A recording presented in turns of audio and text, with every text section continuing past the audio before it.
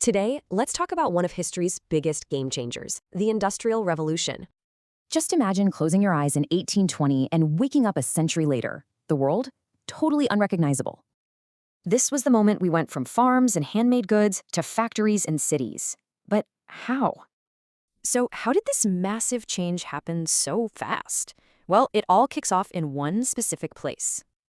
Yep, Great Britain. A whole bunch of things came together there to create a perfect storm for change.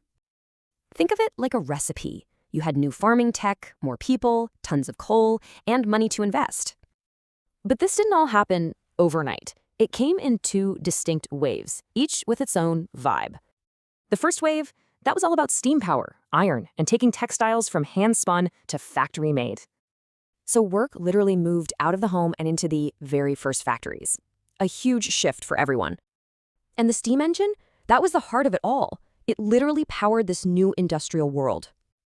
Then came the second wave, and now new players entered the game, America and Germany. This phase was about steel, electricity, and oil. Think cars, telephones, and electric lights. Huge stuff. But all this amazing progress, well, it came with a dark side, a really big one.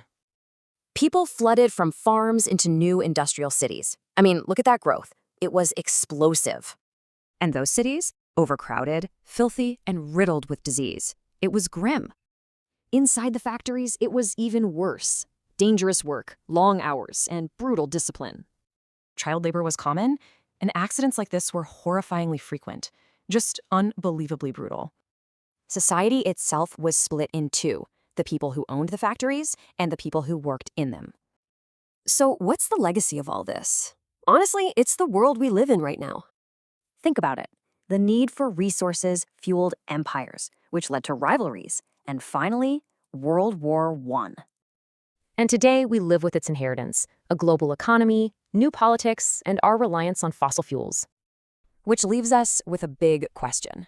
If that revolution is still evolving, where is it taking us next?